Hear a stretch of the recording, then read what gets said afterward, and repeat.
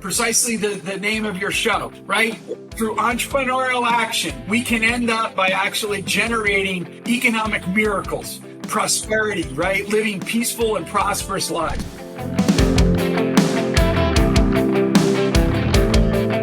Hello. Welcome again to the episode of the Let People Prosper show. My name is Dr. Vance Ginn. I hope you're having a prosperous day. Well, today I'm delighted to bring on a guest who has been on before and is certainly one of my favorite economists, if not my favorite living economist that's here today. And it's none other than Dr. Peter Boettke. Pete, welcome to the Let People Prosper show. Vance, I'm thrilled to be here with you. It's great. Well, it's really a pleasure to have you on.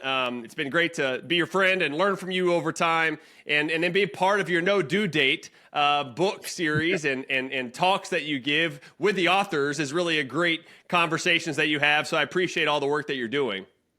I love that series with Liberty Fund. Yeah. And if your listeners are out there, I recommend that they look it up and think about subscribing. We're going to take subscriptions for 2025 right now. And it's great. You know, we've had tremendous guests, I think, on the program over the years. And you know, the audience, the participants are really, really engaging. They're people that are educators, everyday people, whatnot, that are curious about the world and economics. And, you know, they really just raise great questions to me and to the guests. So Definitely. I'll put a link to that to the show notes page as well. Before we get jumping into this too much, though, I'm going to read your short bio. I know most people know you who are listening, but just in case they don't, I'll read your short bio here. So Peter Boettke is a distinguished university professor of economics at George Mason University, the BB&T professor for the study of capitalism, and the director of the F.A. Hayek program for advanced study in philosophy, politics, and economics at the Mercatus Center at George Mason University.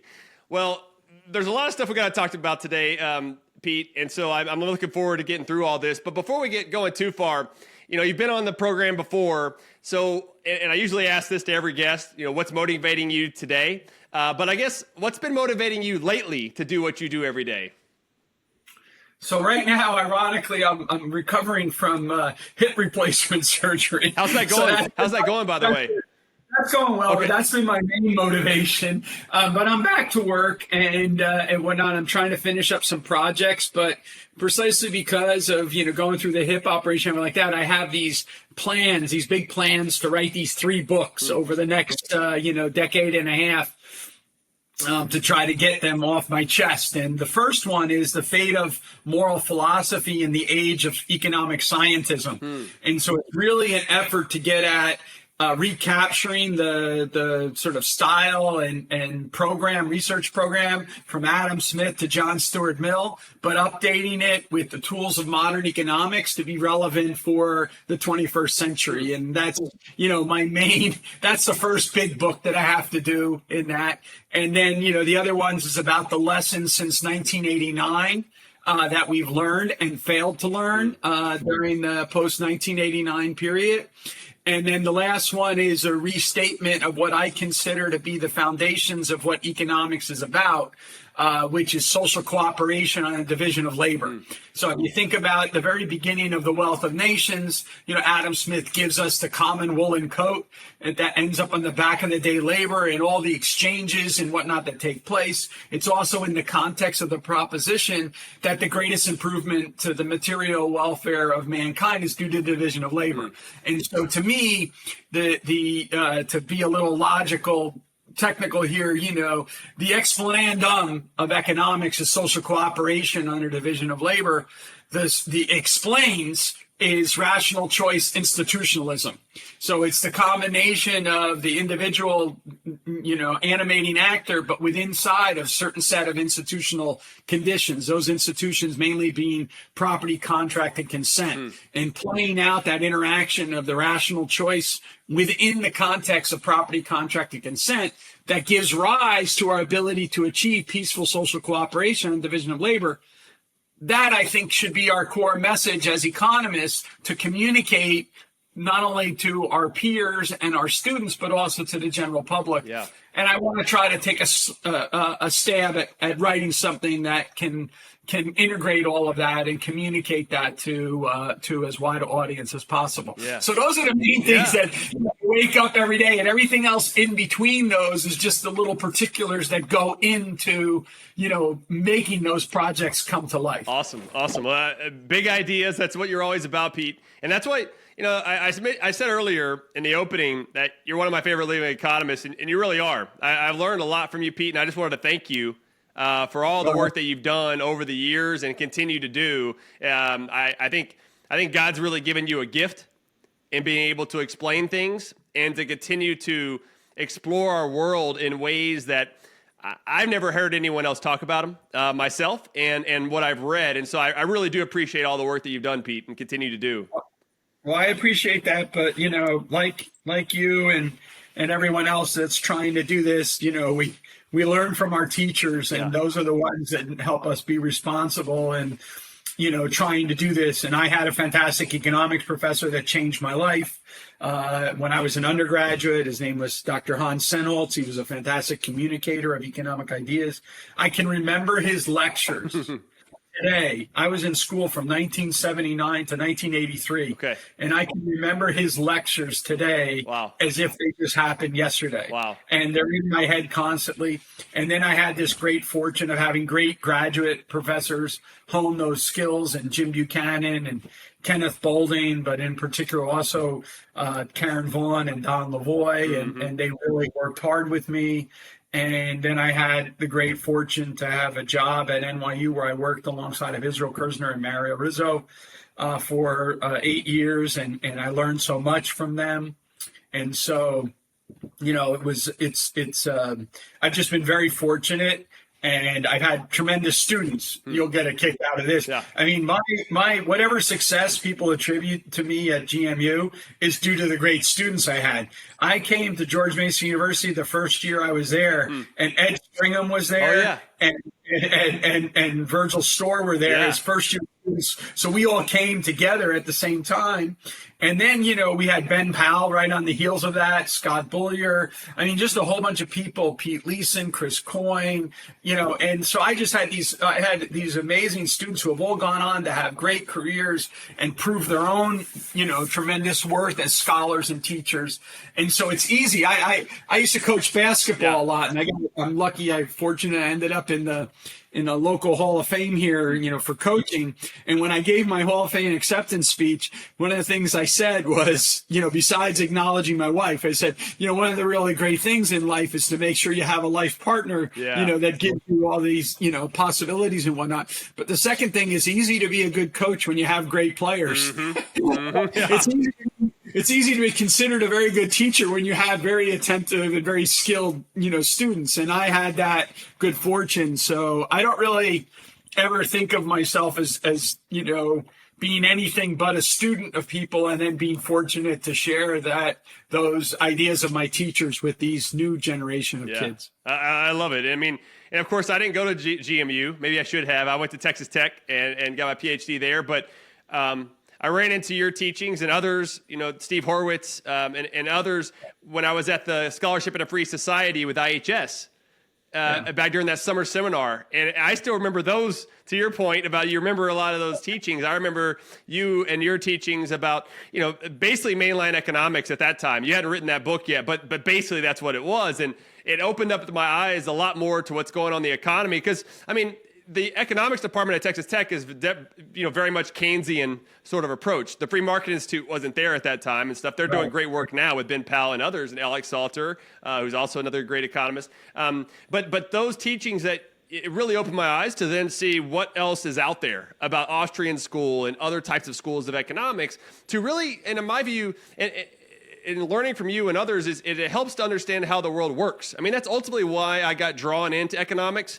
I thought I was going to do accounting at first, and I got drawn into economics because I was like, man, this really seems like the way the world works. As coming from a drummer and a homeschooler and everything else, I'm like, this really makes a lot of sense. And so when you started teaching those sort of things, it really brought it into fruition about what's going on. And I wonder, Pete, like, How did you get to that point? You said you learned from other people. Was it asking questions? Was it debating and having conversations, or maybe some combination of those? So, I mean, people will be bored from this story because I probably told it so many times, but my conversion to economics was similar to, my road to Damascus kind of moment, which was the summer before I went to Grove City College. I worked for a short bit as in the summer, digging pools. All right. And it was in the middle of the, all the gas lines, right? And the gas shortages in the United States. And so we had to siphon gas from, the one truck into the other truck. And then because the lines were so long, the people that were back at the office, they would then get the other truck full with gas. Right. Wow. And then, you'd have that. And so in the morning, you would take the one that was, had some gas, put it in the other one to tap it off so we could go off to our job sites. Well, I got picked to do that. Okay. Yeah. And that's a horrible, I was the youngest person on the crew and a bunch of other reasons. And so I hated it with a passion. Okay. Are you doing it with like the funnels where you have to suck it? Fuck the tube. Oh, yeah. Man. Like literally, we're talking old school. Yeah, okay. Right. And so I literally hated it. And so I was confused. Why the hell are these gas lines? Why the hell have I do this? Yeah. The other thing is that on the very last day that I was at that job, I left a week early because I had to go back to school. I was playing sports at the time. I had to report to campus with the sports team to get ready. Yeah. And so I had told them I was going to leave early. And, the guy who was in charge is this Italian guy. It was quasi a mob. It's New Jersey. It was kind of connected. Anyway, I go knocking on the door on a Friday, and eventually he lets me in, and I say, "Look, you need to pay me my paycheck," and he goes, "Oh yeah," and he didn't have a paycheck for me; he had cash box. So he says, "Come back here and do the cash box," and he hands me my money. And I say, "Oh, thanks a lot." And then he grabs me, he has these big meat paw hands. Yeah. He grabs me and he takes the money back and says, "Oh, you got to take out withholding." And he takes some money away and then he hands it back to me. And I'm stuck there. And dumb me, the whole summer I had withholding taken out, but it never dawned on me because it wasn't visceral like this. He literally took the money and took it out. So those two backstories. I go to Grove City. Yeah. I have, my economics classes, which I'm sitting in the back of the room. I'm just taking them because, I kind of have to take them, not because I wanted to take them.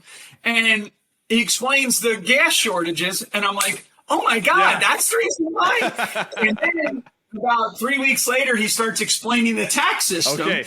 And I'm like, son of a gun. I didn't say that. I'm like, that's when he grabbed my money and did that. And I was converted like that. And exactly as you said, it was all about trying to understand the world, how the world works. And I became completely enamored, and so enamored, by the way, and I didn't even realize it at the time, but when my aunt passed away just a few years ago, some materials that my aunt had were then sent back to me. And one of them was a letter that I wrote to my dad, about college when I first was off of college. And again, remember, I'm 18 years old or whatever. I literally am, my number one thing in the world is either my girlfriend, who now is my wife, or basketball, right? Which is all I cared about at the time. And so you would think that you were writing about one of those two things, right? Yes, and I wrote to my dad, and all I talked to him about was economics. At the last paragraph, I'm like, "Oh yeah, basketball's okay," or whatever, like that. I'm like looking at this, and I'm thinking the timing, and I'm like, "My God, my conversion to economics was like that." Wow. It was like as soon as I heard it, I was like, because it doesn't make sense otherwise on the timeline. Yeah. So anyway, it's a fascinating issue about what attracts people to economics. And to me, what attracted me to economics was first explaining the world out the window that I had just experienced. And then second of all, the beautiful logic of economics, and then that enamored me to want to study economics more and more and more. So I had a dual effect, which was one, what my teacher was telling me about how the world worked, I was like, man, that makes sense. But then second, his reasoning for why the world works that way, I just became completely enamored with thinking like that. Yeah. And so I started thinking through all of those kind of questions in economics and all the people who helped develop that. Now, I will say that my education at Grove City was a very unique economics education. We had to read, especially as I went on, I became one of the better students. So I got invited into Senholz's little seminar and things like that. We had to read the original work. So I read Keynes in the original. I read Veblen in the original. I read Galbraith in the original. I read Marx in the original. He made us read the people that were anti-market kind of people. But our education, right, was from the other side, right? So to a large extent, when I first was reading those books, I was reading them in a lawyerly rhetoric to indict them. I see. Like, why is it that Keynes is wrong? Why is it that Veblen is wrong? Not an appreciation, like what insights might they have?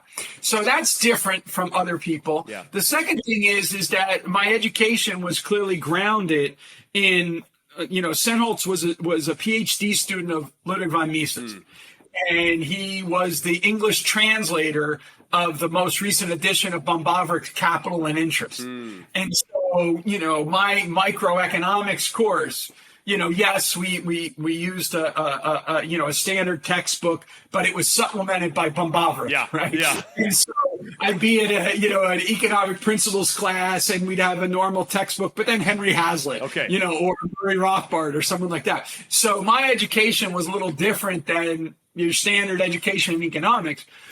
And I became completely enamored with that. So Mises was a little too difficult for me as a 18, 19-year-old to read, but Murray Rothbard was like crystal clear. And so I read Man, Economy, and State. And, to this day, if you look at my copies of like Human Action or Man, Economy, and State, they're all, mangled and torn apart from looking at them for over the last 30, 40 years.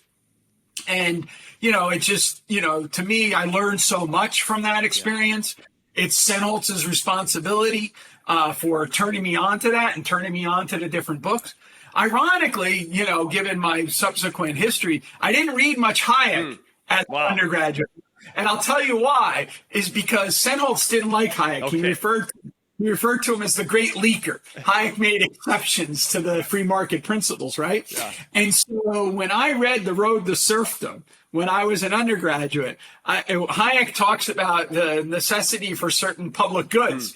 And at the time, I remember I had read Rothbard, right? So I'm reading Hayek, and I took the book and I threw it again. And I missed. It was supposed to just hit the wall, but instead it hit the corner of the wall and it bent the binding around it. So in order for me not to throw the book out, I had to tape it. And to this day, it's filled with that same masking tape that held it together from 81 or whatever. When I did it. So, I didn't read Hayek all that much, but when I started graduate school, my wife had a job in Alexandria, and we had one car, and she had to be she's a school teacher. She had to be at the school at 6:00 in the morning because people would drop their kids off before school. And then she was in charge of playground duty or watching the kids there. Yeah. She was a beginning teacher as well, doing that. So she would drop me off at the campus at 5:30 in the morning on her way to her job. And I was there until 10:30 at night because our classes were all from 7:00 to 10:00 at night. So I was there in my office, just studying, reading, and whatever. And IHS, you mentioned IHS. IHS was moving from Menlo Park to George Mason. And the first shipment of that move was a bunch of books, and they put them in my office. Wow. One of them was, one of the books was the Law, Legislation, and Liberty by Hayek. So I started reading it because it was just there, and I became completely immersed in this book because now I wasn't reading him for his policy conclusions. Yeah. Back to the early thing, I was reading for his style of reasoning. And captured me was his discussion of nomos and taxis, right in the beginning of the first volume of Law, Legislation, and Liberty, in which he's laying out basically a spontaneous order kind of approach versus the planning approach. And I was like, oh my God, like I want this, I want to be able to reason like this. Wow. And so that's where it all changed kind of there. That's crazy. If you would have met me when I was 20, I would have told you Hayek was a statist. You shouldn't listen to him. Just read Rothbard. Kind of. I wouldn't have imagined that. That's awesome. Well, now like you have a lot of works on mainline economics, which I'll put in the show notes page and everything. But and we were talking before we went online. But my favorite book of yours so far, we'll see what other books you have going on, but is A Struggle for a Better World, which is 2021. And then, but I also like this one too a lot, and I like them all. I'll put in the show notes. But Public Governance in the Classical Liberal Perspective, which is a little bit earlier. I think this was 2016, maybe. 19. 19. And so both of those, though, I think help do a good service about not only where you're coming from and how you're thinking about economics, but also about what you've learned from others and how you've been able to build this economic theory, economic mindset, economic way of thinking, as the way I like to put it, about what's going on in the world. And it helps me, Pete, like I've gotten more into the policy realm. Worked at the White House for a while, which you and I would talk whenever I was there. And now I do a lot of public policy. I work with about 15 different think tanks now across the country on different issues and trying to shrink the size and scope of government. And what I gathered from these two books in particular, which is why I brought them out of my library here, was that I think big topics like where I want to be in the future is that struggle for a better world. I want the world to be better off than where we are today. I want there to be no poverty, more prosperity, and people being able to do what they want. Hence, Let People Prosper, right? The name of the podcast. But I also know that there are so many other incentives throughout the economy and within the political system that makes public governance difficult. I'm not an anarchist. I do believe in some roles for government, very limited roles, by the way. But, private property rights are essential and things of that nature. But one of the things that I get kind of caught up in sometimes, I love your feedback on this, is given those incentives are in place, it oftentimes will try to push you to having more of ideas about how government should solve problems versus understanding of how government can be the problem. And where do we come together to explain this to people in a way that they can understand? Because oftentimes what I find, Pete, is that I know what I want to say and get across to people, and I think I do a pretty good job of that. I'm always improving, but people don't always accept it that way, and they may take it in a whole different direction to where they're like, well, you just don't like government, you're a libertarian, you're a classical liberal, so you don't know what you're talking about, and kind of push you to the side compared with, and especially in a system right now, Pete, of populism, and from both the right and the left these days, it makes it more difficult. And so I wanted to get some of your thoughts of your insight on what you might say to someone like me or others who are listening to make sure that you stay grounded while understanding the realities that are around us. I mean, this is a very big question. But the book on public administration and the classical liberal public governance and the classical liberal perspective, what that is doing is it's really kind of taking the ideas from Hayek and Buchanan and Ostrom and trying to make them come alive for someone like yourself today and doing it. And the easiest way to think about it is it's that we want to have rules rather than expediency. Right. And so long ago, I'm going to come back and cycle to Milton Friedman a couple times here. But, long ago, Milton Friedman pointed out this issue having to do with long and variable lags. So we as policy analysts, we look at the world, we identify a problem. That takes time. Second, we end up by coming up with a solution to that problem. Third, we have to then implement that solution. Fourth, we have to have the impact of the implementation on the solution, on the problem. And as Friedman says, by the time we get to that, the problem might not exist anymore. Right. So we end up by actually disturbing the system again. And so rather than having expediency, what we want to do is have general rules. And Hayek's proposition for a general rule is we should pass no law that benefits some without benefiting everyone else. right? So we shouldn't have what Buchanan calls discriminatory politics. Yeah. That is politics that benefits some at the expense of others. And the vast majority of the logic of public choice, playing out the basic logic of public choice, is what? That policy ends up by being concentrating benefits on the well-organized, well-informed, and dispersing costs on the unorganized and ill-informed. So it's the very definition of discriminatory politics. So we need to find some way to bind the ruler's hands such that they don't cater to the natural proclivity of government, which is to concentrate benefits and disperse costs, and instead actually try to work to have general rules so that it benefits the common good. So now so Milton Friedman was a master. I should point out that at the same time that I was being introduced to economics by Senholz, Milton Friedman was now on PBS with the Free to Choose series. And so that book came out exactly at the same time that I was really getting into economics. And so I learned tremendously from Milton Friedman. I didn't know really at that time yet. I'm talking about when I was 19, 20 years old. I didn't really know schools of thought. I just knew, like, okay, this guy's if anything, I knew free market economics. Yeah. Free market versus government economics. That would be the way I thought about it. But I did know that Milton Friedman was an amazing communicator of ideas. And so even back then, if you would have asked me, your life depends on an op-ed that's in the Wall Street Journal. Are you going to choose Milton Friedman or Murray Rothbard to write it? Yeah. I would say, you got to pick Milton Friedman because he's an amazing communicator. Yeah. And one of his amazing ideas is that he tells this difference. It's going to go right to your point. He says that in the market, we have Adam Smith's invisible hand.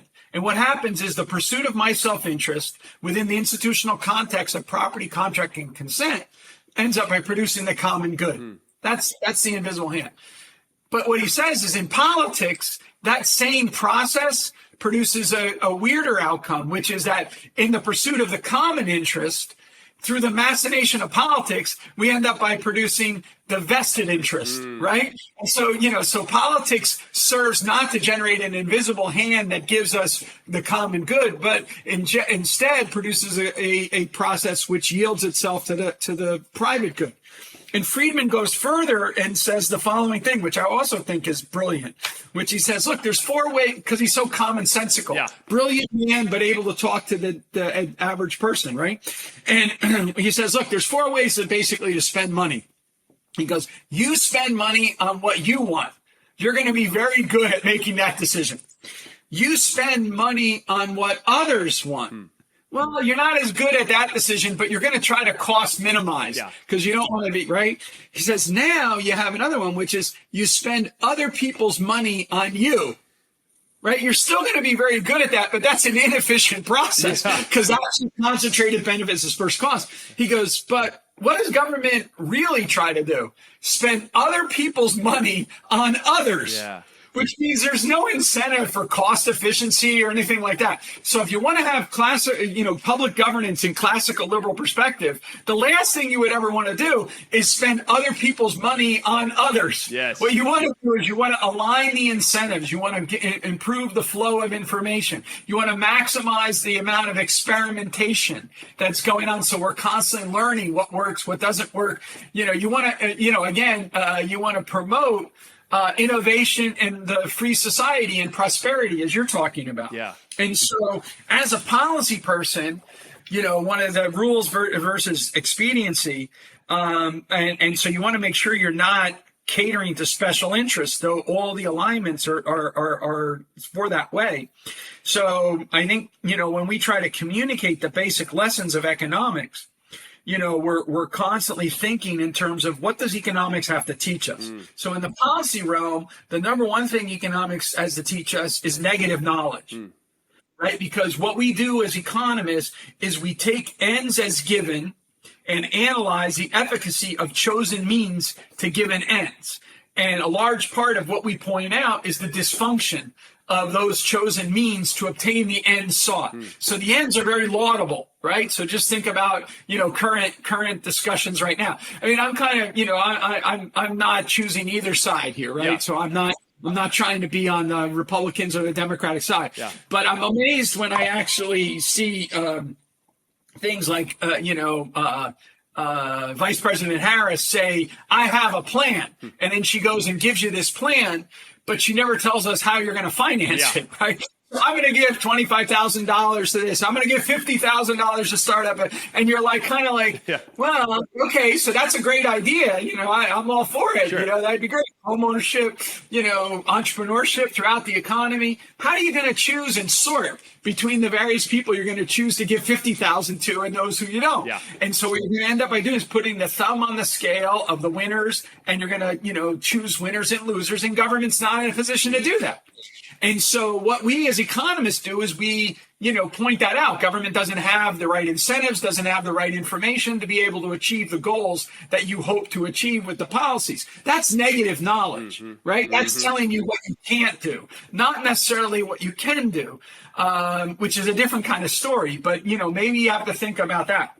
So then I'm stuck with the idea that, okay, so what do we do as economists? Yeah. Well, what we try to do to people is convey that basic wisdom, right, about means ends analysis, about what our science has to teach. And I think that the way to teach it is 4 key ideas. So the first one is going to be what we were talking about before, about the beautiful logic of economics, which is, you know, we live in a world of scarcity. Scarcity implies trade-offs. That's the very first basic idea that we need to do. The optimal amount of X is never 0, right? Yeah. So we live in a world of trade-offs. People don't want to hear that, right? Because, you know, but that's the reality of our science and the world when we look out the window. We have to face scarcity and we have to face trade-offs. The second thing is that economics teaches us beauty, the beauty of the invisible hand of the market. All right, this is the concatenation of goods and services that are produced without any central command. And how that comes about into being is a thing of beauty. And we need to actually develop that beauty, sense of beauty in our students. Third thing, hope. Precisely the name of your show, right? Through entrepreneurial action, we can end up by actually generating economic miracles, prosperity, right? Living peaceful and prosperous lives. I'm a grandparent now. I have a grandson. All right. You know, that's the idea that I can expect to live long enough to have grandchildren and benefit from that, and hopefully great grandchildren. I was at a birthday party yesterday. The woman had 7 children, 15 grandchildren, and 19 great grandchildren, right? She's 93 years old. How amazing is that, right? Yeah. So, you know, and where does that come from? That comes from the material prosperity that even a restrained market economy can produce. Okay. So hope through entrepreneurship, and then finally compassion. Yeah. Because when you actually get to where that prosperity is distributed, it's not distributed to the wealthy. It's actually helps the least advantaged in society rise up out of this. So in 2015, the first time in human history that less than 10% of the world's population was living in extreme poverty. That's due to globalization. When I was an undergraduate student in 1980, that number was closer to 40%. 40% of the world was living in abject extreme poverty. Yeah. Now, less than 10%. Now, COVID knocked it back up a little bit and whatnot. But nevertheless, what an amazing thing. We don't talk about it. Yeah, because we take it for granted that we're lifting people out, we're making people, and that's because, again, we as economists do a bad job of communicating to our not only our peers and our students, but also the general public about what this science has to offer in terms of making sense of how the world works. Yeah. So scarcity and trade-offs, the invisible hand of the market, the promise of entrepreneurship, and the hope of entrepreneurship, and then the compassion for what economic growth and development delivers to the very least advantaged among us to allow them to rise up.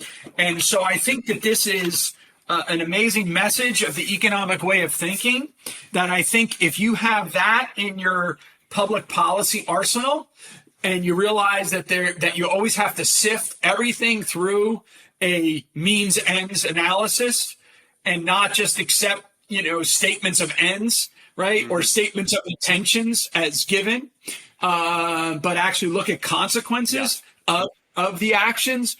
and you use that with economics, and then you combine that with the idea that what economics might tell us is that we have rules that create a framework for society, and we should allow exchanges and productive activity to take place inside of those rules. But what our policy is about establishing the boundaries of those rules. And as long as, so think about Federal Reserve policy, right? You're going to establish things, but also think about budgetary policy. You would have rules, right? And so one of the problems, just to finish this off, Jim Buchanan wrote this wonderful book called Democracy and Deficit. And he had written an earlier book called Public Principles of the Public Debt. And one of the issues that he talked about was we used to have a general rule. You would run deficits during times of necessity, war, recession, things like that. But then you would run surpluses in times of plenty. And that way you would have a balanced budget, over the period of time. But the problem is once the budget became a tool of economics, don't worry about using to balancing the budget, worry about using the budget to balance the economy. Yeah. Right? It's a Keynesian. That's why, I always tell my students, I say, you ever wonder why it is Milton Friedman was called a monetarist? What was the opposite side? They were called fiscalists. Yeah. Right? So basically, what they were trying to do is use the public purse to stimulate aggregate demand. Yep. Whereas, and they said money didn't matter because we were stuck in a liquidity trap. And that's what we're going to do. But once we believe that, we no longer worried about balancing the budget over the life cycle of the crisis. And instead, what you did was you had permanent deficits. Right? Yep. And then permanent deficits accumulate in the public debts. Those public debts need to be, addressed. And that's what leads to the possible threat of debasement of your currency. That's Adam Smith's juggling trick that Smith referred to it as the juggling tricks that governments, ancient as well as modern, all engage in, which is to run deficits, accumulate public debt, and then pay the public debt down with debasement of the currency. And Smith says that it would be less damaging and more moral if we just repudiate it rather than engage in this inflationary activity of debasement of the currency by just printing and printing. And so I think, you mentioned, the struggle for a better world. Yeah. In the struggle for a better world, it's framed by, sort of things talking about sort of what like the classical liberal vision is of a society of, basically dignified equals. Okay. Yeah. But all the particulars inside of it are like various, talks that I've given over the years about money, about, public finance, about regulation, about entrepreneurship, and these kind of things like that. And so I'm trying to address these issues of, basically, I think from a classical liberal point of view, what we want to do is we want to have big communities and small state. And the progressive era led to big state, less reliance on community. And so the reason why I say community is because a democratic self-governing society puts the power in the people. Yeah. And so the bottom line lesson that I hope that your listeners get in Let People Prosper is that the science of our success as a society is to give ordinary people the freedom to pursue what it is that they want, and they will achieve extraordinary things. Whereas the alternative vision is to view economics as being an output of extraordinary people doing extraordinary things. So I need a strong central banker. I need a strong head of the FTC. Right? And so these extraordinary people given extraordinary powers are going to be able to deliver the goods and services if we just give them the power to do it. As opposed to, right, let's get elbow room for the ordinary individual that produces everything. So in this regard, I'm blurring the distinctions between the kind of arguments that a Julian Simon would make and a kind of Hayek and Buchanan and all of them, and put him in a big soup of letting people prosper. Basically. Yeah. I love it. Well, and that all goes into the mainline economics that you've talked about instead of the mainstream economics, and going from Adam Smith and on to include a lot of those other economists you just mentioned, I think is a really key part of all this. Can I clarify something about that real quick? So So a large part of that is just sociological for me, Yeah. right? It was, as I said earlier, my education at Grove City, I didn't really know about all these different economics except pro-market, anti-market kind of thing. Then I go to graduate school, and I'm learning more and more refinements. I know what the arguments are of the MIT, Harvard types in general competitive equilibrium, social choice theory, all these things like that, but also public choice, entrepreneurial theory of the market process, IO, these kind of things like that, property rights school, Coasian law and economics. And who's my teachers? Okay. So Jim Buchanan wins the Nobel Prize. Yep. So he's a Nobel Prize winner, right? Then, Kenneth Boulding was one of my teachers. He's the second John Bates Clark medal winner. The first medal winner is Samuelson. Second one is Boulding, right? So he's my teacher, right? Gordon Tullock is my teacher. He's a distinguished fellow of the American Economic Association. I realize that these awards are like, they don't give these out like candy on Halloween, right? Yeah. You have to be a special kind of scientist to do this. My professor, Don Lavoie, his book, Rivalry and Central Planning, came out in 1985.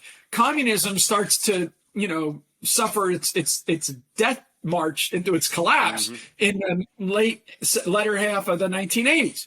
So Lavoie all of a sudden is being talked about by Janusz Kornai and the JEL. He's being talked about in the New Yorker by Robert Haberner, And so, again, Lavoie's ideas went from someone who didn't have any attention to him to now being like, oh, yeah, those are the ideas you have to pay attention to. So it's just like very much like, that. Then I get a job at NYU. NYU is a top 10 university, and I'm teaching PhD students and things like that. Yeah. And I start doing programs for IHS. Okay. Right? Yeah. And young people like yourself are there. As you know, from when you went, you had some people that went to Harvard and MIT and places like that were in there, with the guy from Texas Tech as well. And they come to me and they would say, Pete, I really liked your lectures, but, you're really not a mainstream economist. And I was like, I teach at a top 10 school. Yeah. My professor won the Nobel Prize and the John Bates Clark Medal and the Distinguished Fellow of the AEA. Yeah. I'm like, I don't know what the hell you're talking about. Now, so I was like confused. Like, okay, guys, I can understand that you aren't persuaded by me, but don't try to dismiss me as someone who can be pushed aside, not listened to. Again, remember, I'm very cocky because communism's collapsing, and I'm writing about communism collapsing. So it's like, look out the window, guys. I know what's going on. You don't. Yeah. So now I remember my professor, Kenneth Boulding, in an essay of his called After Samuelson, Who Needs Smith? He argues we all do because Adam Smith's ideas have not been exhausted scientifically. We can still learn from Adam Smith. And he refers to the distinction between mainline, he calls it mainline economics, meaning from Adam Smith drawing forward. Also, Jim Buchanan, in his wonderful essay, What Should Economists Do?, begins with a quote from Lord Acton, where he says that it's those who sit in the seat of Adam Smith that are worthy of our attention. Okay. So to me, I'm like, okay, so what did Adam Smith teach us? He taught us about economics is about exchange and the institutions within which exchange takes place. And I'm going to draw a line from that all the way up until I get to modern economics. And sometimes the main line is the mainstream. It is the view that everyone holds. Yeah. But there's other times when it's not. All right. So use Keynes. I got a memory. I got a pretty good memory, right? Yeah. So now I'm back again. Remember, I was an undergraduate. I had to read Keynes. Do you remember, if you go back to general theory, Keynes refers to the theories that he's building on as the rogues gallery of economics. I don't know if you remember. Yeah. He's going to reach back to the rogues gallery. So he's going to draw from Malthus, but he's also going to draw from, Major Douglas and all these other kind of people, right, which are not part of the mainstream of economics. But he's going to bring them in. And when he brings them in, he transforms economics. He becomes the mainstream. But then what did that do to their previous status as rogues? Right, which meant that the earlier view, Say's law or whatever, is actually the main line, and now you have a Keynesian deviation from the main line, and that becomes the mainstream. So wait a minute, hold on. So that's weird. The main line is not necessarily the mainstream. So the mainstream is whatever is currently scientifically fashionable. Okay. Yeah. The main line is what's the enduring truths of economics from Adam Smith to Hayek or whatever, right? Yep. And so then I started pondering, what are those enduring truths? And what I argued was that the guys who belong on that list of the main line are all those who derive the invisible hand of the market from the rational choice postulate, but via institutions, right? So it's not just rational choosers, max use, equilibrium. Yeah. That's not what goes on. At the same time, it's not, disequilibrium because not max U. So, right? Yeah. So not that. So it's not savings and investment is broken, therefore we're in disequilibrium. We need government to be as a corrective, right? Or, monopoly power, therefore not price equal to marginal cost. Therefore, I need government to come in and do this, right? So now I'm like, okay, so this is kind of interesting because now I can explain schools of thought. Yeah. Schools of thought arise whenever the mainstream deviates from the main line, and then they reach and they try to pull the mainstream back to the main line. So let's just use Armin Alchin and property rights. Property rights is the oldest argument in intellectual history. It goes all the way back to Aristotle's Critique of Plato, right? And so why did Armin Alchin have to teach economists in the second half of the 20th century about property rights again? Well, because Samuelsonian economics had purged us of property rights. And so he had to bring it back in, all right? Gordon Tullock had to teach us about rent seeking. So the greatest satire in the history of economics is Bastiat's, petition by the candlestick makers to the government for protection against the sun. Why the hell do we need Gordon Tullock to tell us about rent seeking? Well, because we had forgotten to learn about rent seeking. Go back to Adam Smith, the higgling and bargaining of the market, right? How do I need to have, Israel Kirzner talking to us about, the entrepreneurial alert and creative entrepreneurs recognizing opportunities for mutual gains from trade? Again, that was all the way back in the classics, whatever. And so now my idea was all these schools of thought arise because people are trying to pull the mainstream back to the mainline teachings of Adam Smith. And that's how I describe and try to lay out the issues here. It's really, about trying to create the program between Smith and Mill as one hand, and then from basically the early neoclassicals to the more modern economists, and those could be summarized as the property rights school, the law and economics, so property rights of Armin Alchin, law and economics of Ronald Coase, public choice of Buchanan and Tullock, and the entrepreneurial market process theory of Mises, Hayek, and Kirzner. And what I want to do is I want to see them be united into a thing. Now, if I can have one more second. Please. Your listeners, this is kind of an interesting thing. They should read and contrast Capitalism and Freedom by Milton Friedman and Free to Choose by Milton Friedman. Both of these are amazing books, and I highly recommend them.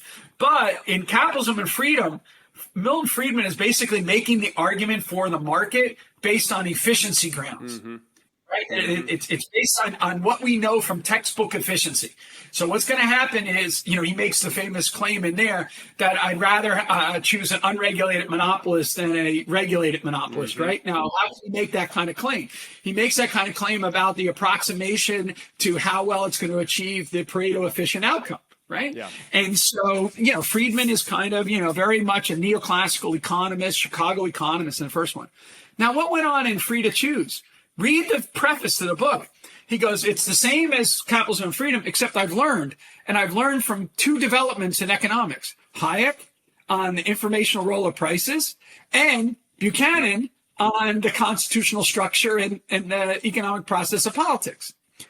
Okay. Yeah. So, when you get to Free to Choose, now what's interesting is when you talk to the older economists, like I have had the great fortune to do, like a Gary Becker or someone like that, they all love the Capitalism and Freedom, and they kind of think of Free to Choose as like, oh, that's like his, poo-poo, popular book, right? Yeah. And but to me, it's actually more substantively important is the Free to Choose because he's incorporating the ideas from Hayek and from Buchanan into his system. And one last thing, you mentioned economic way of thinking, which is Paul Haynes, as a way to think trade-offs, but it's also the name of Paul Haynes' tremendous textbook. And Paul Haynes, I taught from that textbook for years, and when Paul Haynes got sick, he asked me if I would keep it alive. So I'm one of the authors on it for the 10th edition, 11th edition, 12th edition, and 13th edition. The publisher hasn't continued it after the 13th edition. But it's Paul's book.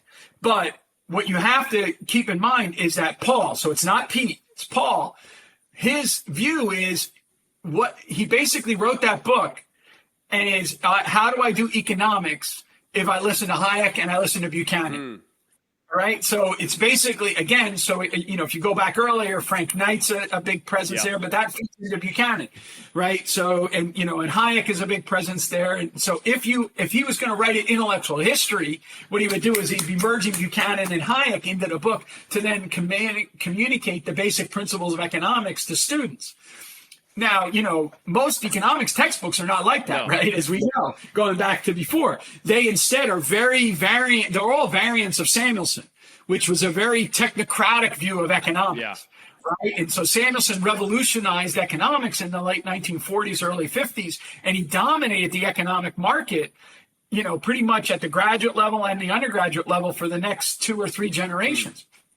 And so, this is the key thing. The Alchin's book, University Economics, Haynes' book, Economic Way of Thinking, they were the original books, Gortney and Stroop, which you might, those are the original books that sort of tried to punch back to the Samuelsonian hegemony, right? Rothbard's Man, Economy, and State is similar to that, but it was written more in the form of a treatise rather than a textbook. And so it wasn't going to be used in classes in the same way that these other books were. And so I think that, this is a very important part of the mainline reaction to the mainstream dominance of the technocratic view of economics. Yeah. Great. Well put, as usual, Pete. As we're kind of wrapping up some now here, and I'd love to talk to you even longer, but maybe another episode. When I'm thinking through some of this is, you had, and I think this kind of brings it together nicely. You have Tyler Cowen's book on who's the GOAT in economics, and there's a good discussion in there about what they've done to affect policy and also the academic literature and everything else like that. And, and the points that you made earlier are one reason why, to me, Milton Friedman is the GOAT. But I'm also younger. I mean, that's where I learned a lot of my stuff from. It wasn't until later that I learned a lot from Hayek and Mises and others. And I think also, too, it really brought me to love Milton Friedman so much. And what he says is, I still watch a lot of his YouTube speeches. I listen to them sometimes as I'm going to sleep, just so maybe it'll keep coming in. But I wonder to you, though, whenever you're looking at this, who would be the GOAT to you? Who is the best economist? Is it Hayek, who you've written so much about, or is it someone else? Or what are some of the criteria that you would use when thinking about not only? And I want to put this not only in the past, but also in the future. How can we not only say, okay, these are some of the greatest economists ever in mainline economics and everything else, but also thinking about the future, about where we should go as a profession, where we should go as a country in learning economics. How do we really start to move the ball? Because some would say, Pete, that there is no Milton Friedman today. There's no one who's making these points out there and going and give all these speeches across the United States. I don't know if that's true or not. Maybe it's true, but how do we need that again? And so I know it's a loaded question, but I really wanted to put that up to you because I do respect your view on this, and I know the audience will too, about where we've been and maybe where we're going, and then we can wrap up here. So it's a great question. I wrote to Tyler. So it's a key thing. Remember, I mentioned earlier about basketball. Yeah. So I wrote to Tyler, and because his book's built on Bill Simmons's book, which is the basketball book about who's the best basketball player and things like that. Yeah. And I wrote to him, and I said, "Hey, Tyler, have you ever looked at the statistics of John Havlicek?" Right, John Havlicek was a star of the Celtics during, and I said, "Have you ever looked at them? Because his actual stats are actually better than Jordan's." Wow. It's a kind of a weird thing, but he was on a great team, right? And how many Hall of Famers are on the Celtics teams that he was involved in? Are they all like that? Yeah, it's amazing, right? And so Tyler writes back and says, yeah, sure, but no one would ever list Havlicek, as the GOAT, right? And I was like, well, maybe they should, kind of thing. Yeah. Kidding. I understand exactly what he's saying. But I try to use that as an in-way to say, I don't understand why Mises and Buchanan are not part of your story. I think they should be, a major part of it. Yeah. But let's stay within the basic framework of what Tyler did in that book, which I highly recommend to everyone. Yes. It's very easy to read. And it does a very good job of communicating the different thinkers' ideas in their essence. But what he did was he was going to judge them on 3 criteria, right? Their contribution to economic theory, their contribution to improving empirical understanding, meaning that they either did a history or empirical techniques or empirical study that made us understand something more than we previously did about the world out the window. Yeah. And then finally, policy, the influence that they had in the policy world. So application. So you have theory, empirics, application kind of idea. All right. So now, Adam Smith obviously rises up there. John Stuart Mill rises up there right away. Keynes is going to be like a figure, right? And Friedman, of course, is going to be like a major figure. But Tyler has a little sneaky line in there. And I try to push him on this, which he makes a claim that the best scientific articles were done by Hayek. Huh. Right? The articles that had the biggest scientific oomph. Yeah. Or Hayek, in particular, the use of knowledge in society, right? But it's also the case that he says that Hayek has the most, he'll deny that he says this, but I've actually heard him say this on a podcast and whatnot, but that Hayek has the most scientific potential, all right, of any of the GOATs, meaning that basically because Hayek's ideas were not picked up as much as others, the others have had, millions of dollars and amazing amount of man hours spent in working out their ideas. But Hayek hasn't had the same amount of millions of dollars and man hours spent. And so we don't know how radical Hayek could make us think about doing scientific economics in 2055, right? Yeah. As opposed to, what's happened today. Interesting. And so to me, I would do that. But within the bounds that Tyler sets up, going back to what you were saying before, I would argue that in my lifetime, on those criteria, the person that is the economist that made the most contribution to public understanding is Milton Friedman. Yeah. Okay. Now, you could argue about Adam Smith as well, but it would be Adam Smith or Milton Friedman. Yeah. I think the economists that have made the greatest contribution to our lack of public understanding would be Karl Marx and John Maynard Keynes. Okay. Mm-hmm. So I would, lack of understanding of that. And I think, I would be unfair in putting Samuelson and Arrow and all of them in that same kind of line. So I'm an outlier in that, right? Yeah. So yeah. I admit their genius, not saying they're, to be as big as they are, they're super geniuses, Yeah. but I just think that they saw the world wrong. Their eyeglasses were not the right prescription. Whereas, Friedman had the right prescription, Adam Smith had the right prescription. What makes Friedman so unique, and this is Jennifer Burns puts this at the end of her book. It's not just his rhetorical abilities. That's what everyone focuses on. It's that he had to actually be right about very big issues, because it can't just be the rhetoric. It can't be that he debated with a smile on his face, that he could talk to Oprah, that he could come up with things like what I did before, the 4 ways to spend money, or that kind of stuff like that. The Donahue interview, which was great. Yeah. It's just, it's, I just posted, you said the thing about posting the videos. I just posted his video about inflation is everywhere. It's always a monetary phenomenon. I saw that. Precisely because I keep on hearing people try to tell me that inflation is due to gas prices going up, due to gouging or whatever, right? And it's like, no, inflation is this. It's let's not be silly about this. Yeah. And so, but I think Friedman had his own blind spots, right? Methodologically, I think he has a blind spot and a couple other things. But, in terms of the broad brush strokes, right? Friedman was a giant in the 20th century.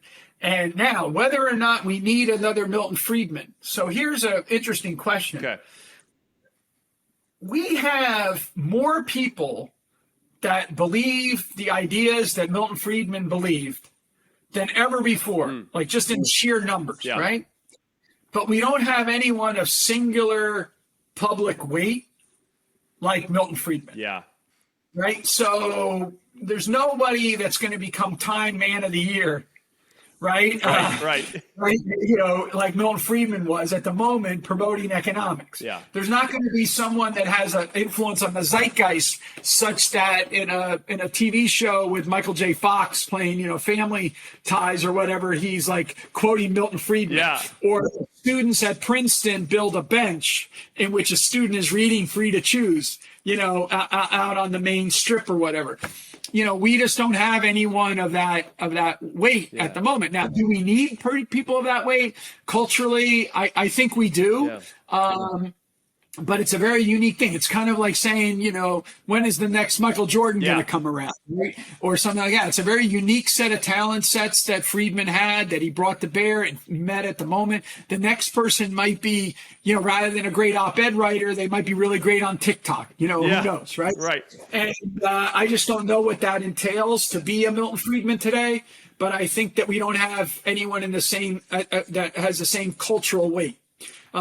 There's an interesting book that was done in the late 70s, early 80s, and it's this guy put weird people together, like to have breakfast. Okay.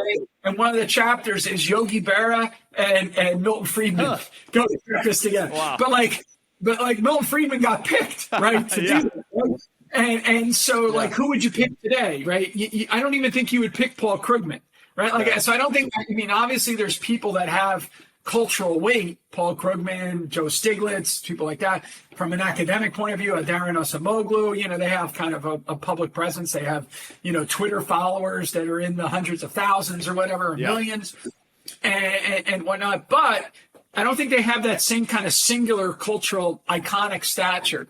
And, you know, I think we're missing that in this particular time because we're dealing with a lot of economic issues, a lot of economic confusion. Yep. We have a greater dispersion of the ability to promote economic confusion. So how do you have that counterweight voice? We're relying on the, you know, now to defend it, we're relying on the invisible hand. Yeah. You know, many hands that make up the invisible hand. So all of us, your podcast, you know, various different others, you know, Liberty Fund doing its thing, you know, Tyler doing his thing. You know, we're all trying to communicate and get economic ideas. Think about those Marginal Revolution University you know, little educational clips.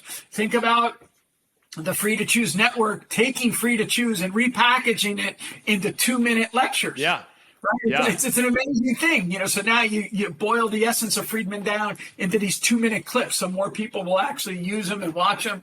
And so maybe we are doing what needs to be done, and it's just that it's a tough task. It's always a tough task to get basic economic literacy in a society. And part of the reason for that is that, going back to Friedman, there is a lag time between the introduction of a policy and the negative consequences. Yeah.